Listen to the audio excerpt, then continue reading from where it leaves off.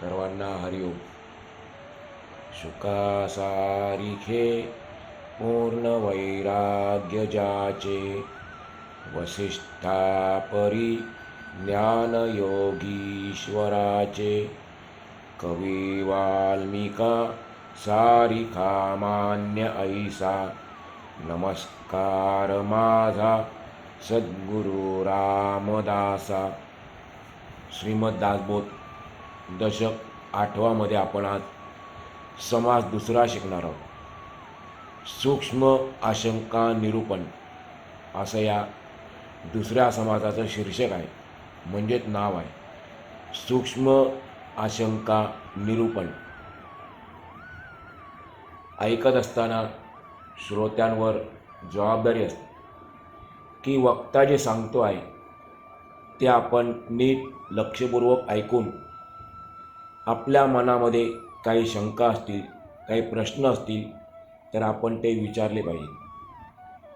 हा दासबोध ग्रंथ जो आहे त्याच्या आपण प्रत्येक समाजासाठी म्हणतो की दासबोधाच्या गुरु शिष्य संवादातील मग पुढे दशक आणि समाजाचं नाव येतं.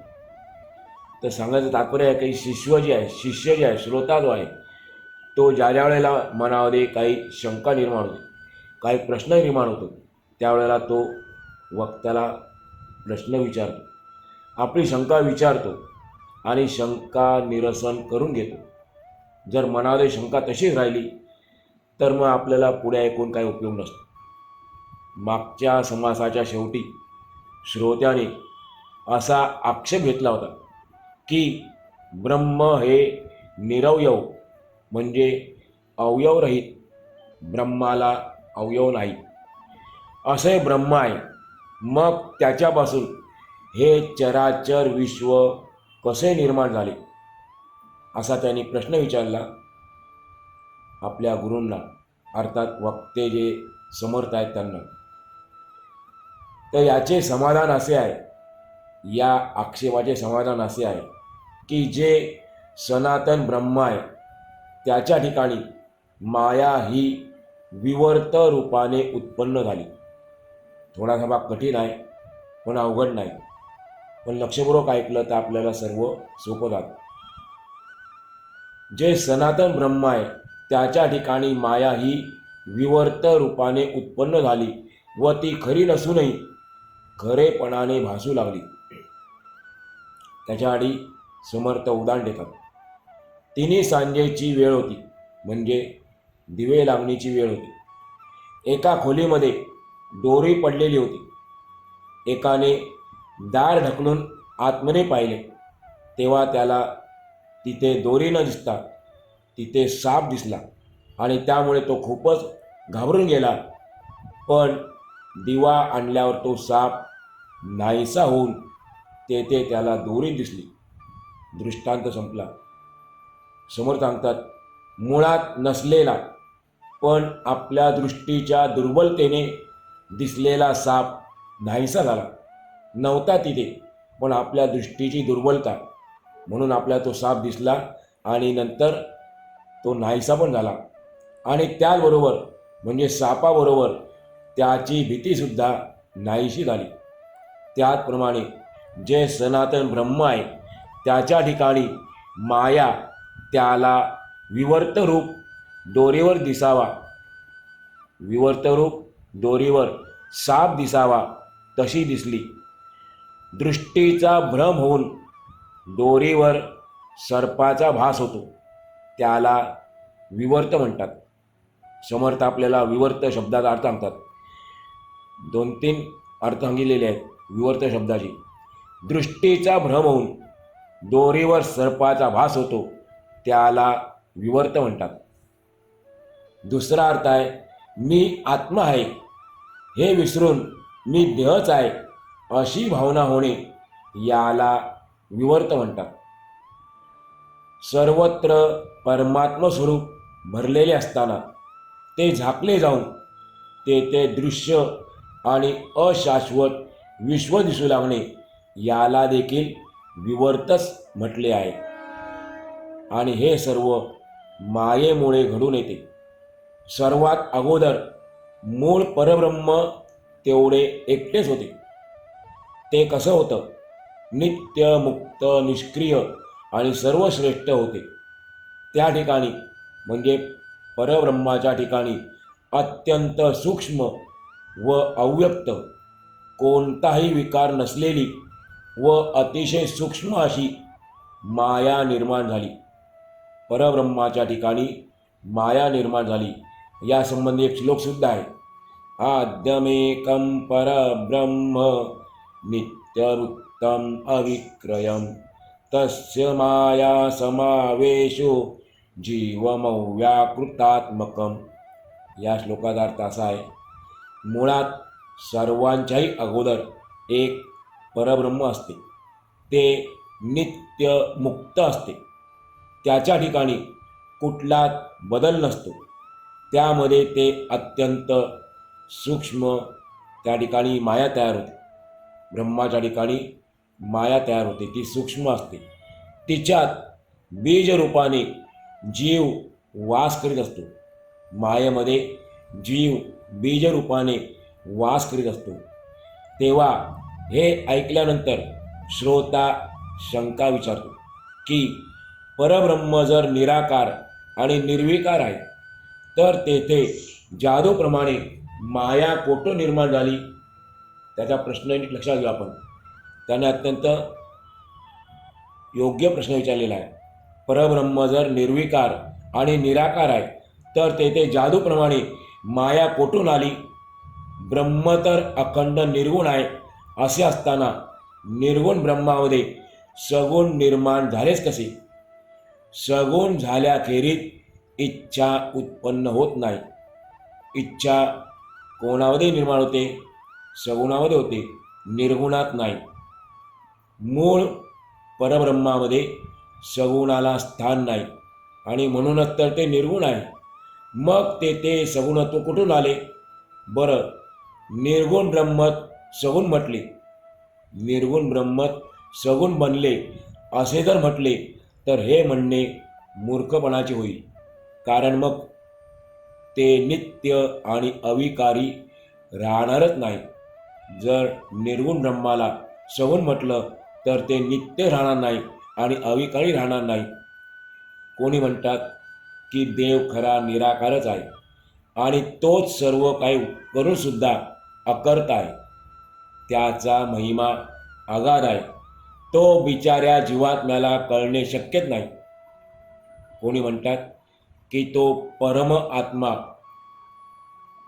ब्रह्म कोण आहे? तर तो परम आत्मा आहे. तो सर्वज्ञ आहे आणि जीवात्मा तर अल्पज्ञ आहे. ब्रह्म सर्वज्ञ आणि जीवात्मा अल्पज्ञ आहे. त्याला या परमात्म्याची महती कशी कळणार? जीवात्म्याला परमात्म्याची महती कळणार नाही. अशा लोकांना देवाचे खरे स्वरूप कळलेलेच नसते. ज्यांची विचारसरणी अशी आहे, आपण आता ऐकली तशी, समर्थ म्हणतात की अशा लोकांना देवाचे खरे स्वरूप कळलेले नसते. ते उगाच त्याचा महिमा गात राहतात, इतकेच. नाहीतर वेदांत शास्त्रातील प्रतिपादन बाजूला सारून आग्रहपूर्वक निर्गुण ब्रह्म अकर्ता आहे असे म्हणतात. त्यामध्ये असं वर्णन केलेलं आहे, निर्गुणाच्या ठिकाणी मुळात क्रियाच नसते आणि तरी देखील ते अकर्ता आहे असं जर आपण म्हटलं तर ते चुकीचं आहे. कारण कर्ता आणि अकर्ता दोन्ही गोष्टी भिन्न आहेत. विशेष म्हणजे त्या मिथ्या आहेत. कर्ता आणि अकर्ता दोन्ही गोष्टी मिथ्या आहेत. बरे, देवाच्या इच्छेने हे विश्व निर्माण झाले असे म्हणणे सुद्धा खरे नाही. कारण काय? जे स्वभावतः निर्गुण आहे ते कर्तेपणाचा, कर्म करण्याचा भाव असूच शकत नाही. निर्गुण कर्म काय करणार आहे? आणि हे जर खरे, तर आपण विश्व निर्माण करावे अशी इच्छासुद्धा ते उत्पन्न होणार नाही. कारण आपण पाहिलं आता, सगुणामध्ये इच्छा निर्माण होते, निर्गुणामध्ये नाही. मग पुन्हा प्रश्न उत्पन्न होतो की एवढ्या अफाट चराचर विश्वाची निर्मिती कोणी केली? की आपोआपच निर्माण झाले? देव जर या विश्वाचा कर्ता नसेल तर हे विश्व कोणी उभारले? जर देवाने निर्माण केले नाही, हे विश्व जर देवाने निर्माण केले नाही, ते आपोआप उत्पन्न झाले असे म्हटले तर मग देवाला स्थानच शिल्लक राहणार नाही आणि मग या जगात देवच नाही असे होईल.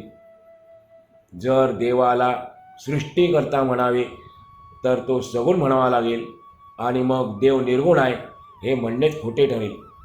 मग आता पुन्हा असा प्रश्न पडतो की देव जर निर्गुणच आहे तर मग या विश्वाचा कर्ता कोण आहे? हे विश्व कोणी निर्माण केलं? सगुणाशिवाय कर्तृत्व नाही आणि सगुण तर नाशिवंत आहे. ज्याच्या ज्याच्यात गुण आहेत, जे जे सगुण आहे त्याच्यामागे नाशिवंत नावाचा गुण लागलेला आहे. या चराचर विश्वाचा जर आणखी विचार केला तर असे वाटते की माया स्वतंत्र असल्याने तिने हे विश्व निर्माण केले.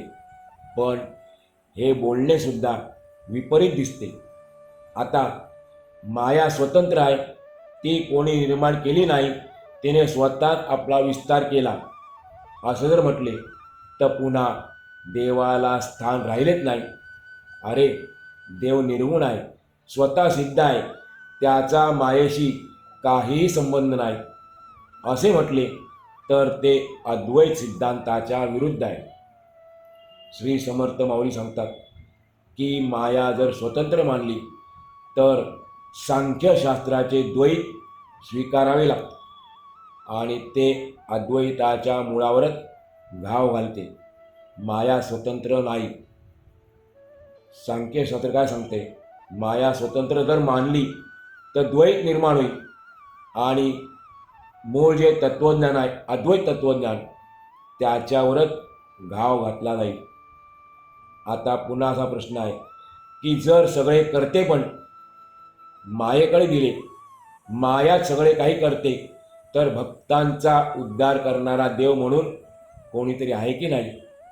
देवाशिवाय या मायेचा नाश कोण करी? असे प्रश्न पडतात. माया स्वतंत्र असेल आणि देवच कोणी नसेल तर मग आम्हा भक्तांचा सांभाळ करणारा कोणीच नाही असे होईल ना. म्हणून माया स्वतंत्र आहे हा विचारच योग्य नाही. मायेला निर्माण करणारा व तिला आवरणारा परमेश्वर कोणीतरी आहे यात तिळमात्रही शंकाच नाही. म्हणून आता तो परमेश्वर कसा आहे, माया कशी आहे इत्यादी गोष्टी सविस्तर सांगतो, ते ऐका असे समर्थ सांगतात. बऱ्याच वेळेला पुन्हा पुन्हा वक्त्याला सांगायला लागतं की मी काय सांगतो ते नीट ऐका, लक्षपूर्वक ऐका, काळजीपूर्वक ऐका, कारण आपलं लक्ष कधी विचलित होईल सांगता येत नाही. बऱ्याच वेळा आपलाही अनुभव येत असतो, बसल्याआधी आपल्याला कुठे कुठे जाऊन येतो आपण, परंतु म्हणून सांगायला लागतं, श्रोत्यांना पुन्हा पुन्हा जागेवर आणायला लागतं की तुम्ही लक्ष देऊ नये का, नीट ऐका. समोर सांगतात, मी तुम्हाला आता सविस्तर सांगतो माया कशी आहे, परमेश्वर कसा आहे.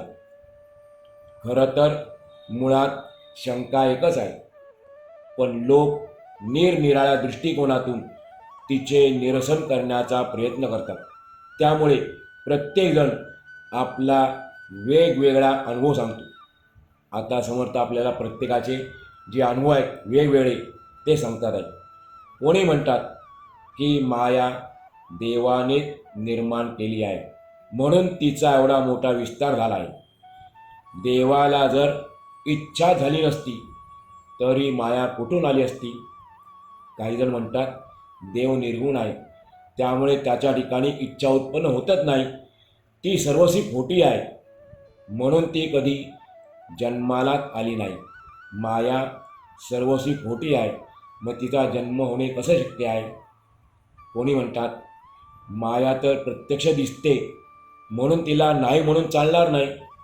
माया ही ईश्वराची अनादी शक्ती आहे. काही जण म्हणतात की माया जर खरी मानली तर ती ज्ञानाने नाश पावली नसती.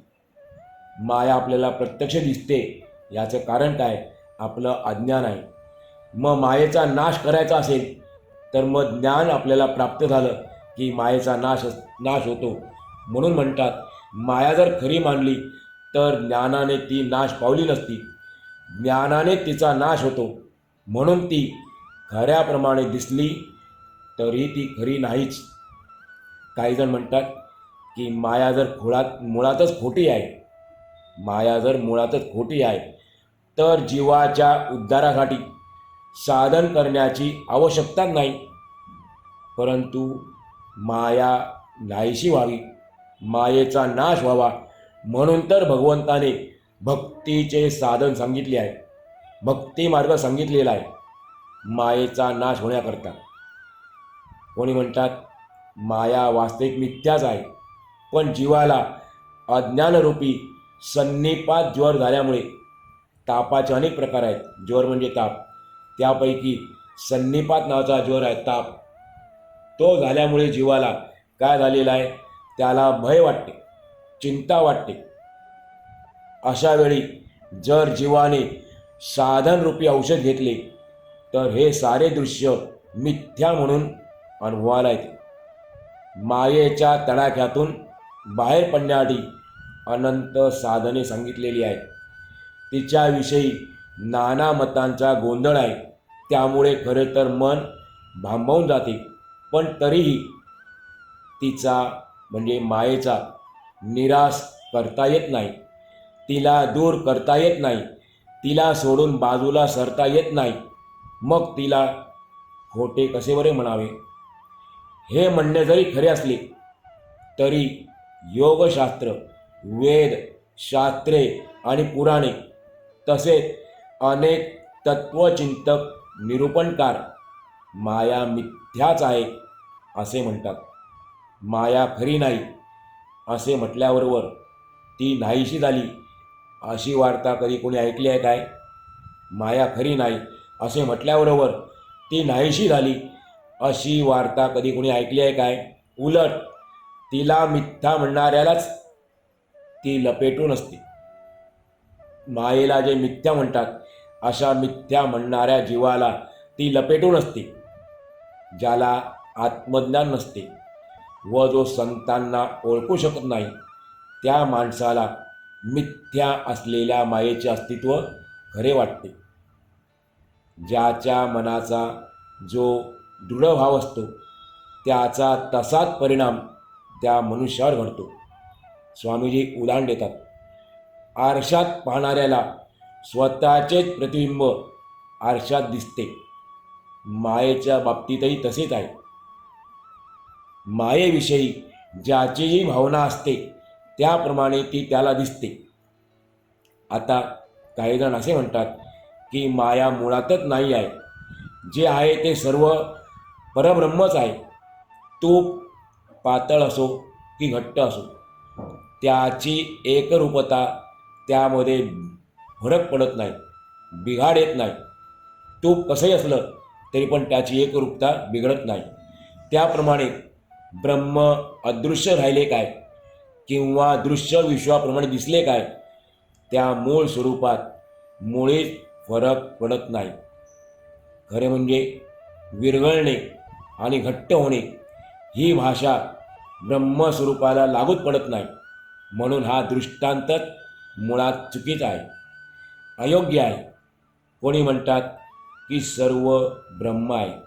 यातील वर्म ज्याला कळले नाही त्याच्या अंतरंगातील भ्रम अजूनही गेलाच नाही. आता काहीजण असे म्हणतात की देव एकमेवाद्वितीय आहे, त्याच्याशिवाय दुसरे काहीही नाही. मग सर्व काही ब्रह्मच आहे, देवच आहे असे बोलताना सर्व हा शब्द कुठून आला? असे म्हणणे जरा विलक्षण आणि आश्चर्यकारक वाटते ना. काही जणांचं म्हणणं असं आहे की सद्वस्तू म्हणजेच ब्रह्म, एकच एक आहे, त्याच्याशिवाय दुसरे काहीसुद्धा यत किंचितही नाही. तर मग जे आहे ते सगळे ब्रह्मच आहे हे आपोआपच सिद्ध होते. कोणी म्हणतात की सोने आणि सोन्याचे दागिने यांच्यात सोनेपणाच्या दृष्टीने जराही फरक नाही. त्याप्रमाणे ब्रह्म आणि जगत यांच्यात भेद नाही, म्हणून एक सत्य आणि एक मिथ्या असा आटापिटा करण्याचे काहीच कारण नाही. आता यावरती काही जण सांगतात, आपलं मत व्यक्त करतात की सोन्याची उपमा ब्रह्माला लागू पडत नाही, कारण सोने व्यक्त आणि रंगयुक्त आहे, तर ब्रह्म अव्यक्त आणि रंगहीन आहे, म्हणून दोन्हीची तुलना होऊ शकत नाही. दुसरी गोष्ट अशी की सोने आणि सोन्याचे दागिने हे मुळातच व्यक्त आहेत. ते दृश्य व्यक्त, पिवळे आणि जड असून एकदेशी आहे. एकदेशी शब्द नवीन आहे. त्याचा अर्थ आहे एका वेळी एका ठिकाणी असणे. एकदेशी म्हणजे एकाच वेळी एका ठिकाणी असणे, ज्याप्रमाणे आपण एकदेशी आहोत. आणि ब्रह्म तर अदृश्य, अव्यक्त, रंगहीन, सूक्ष्म आणि सर्वदेशी आहे. एकदेशीच्या विरुद्ध सर्वदेशी. मग सर्वदेशीचा अर्थ काय? सर्वदेशी म्हणजे एकाच वेळी सर्व ठिकाणी असणारे, त्याला म्हणतात सर्वदेशी. ब्रह्म सर्वदेशी आहे.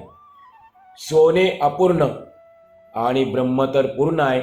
मग पूर्णाला अपूर्णाचा दृष्टांत देऊन त्याची तुलना कशी बरे करता येईल? समर्थ माऊली म्हणतात की अशा रीतीने एकमेकांमध्ये पुष्कळ वाद चालतात, तरी मूळचा प्रश्न जो आहे तो तसाच अनुत्तरित राहतो, म्हणजे बिना उत्तराचा राहून जातो. येथे सुद्धा मूळची शंका मात्र तशीच राहून गेली आहे. तिचे निरसन आता काळजीपूर्वक ऐकावे. माया खरी नाही हे आपल्या सर्वांना कळले, पण ती ब्रह्मामध्ये कशी निर्माण झाली? माया निर्गुणाने निर्माण केली म्हणावे तर ती मुळातच मिथ्या आहे, कारण निर्गुण काहीच निर्माण करत नाही. मग मिथ्या मायेला निर्गुणाने निर्माण केली असे म्हणणे कितपत योग्य आहे? जे नाहीच नाही ते कोणीतरी निर्माण केले असे म्हणणे चुकीचे आहे.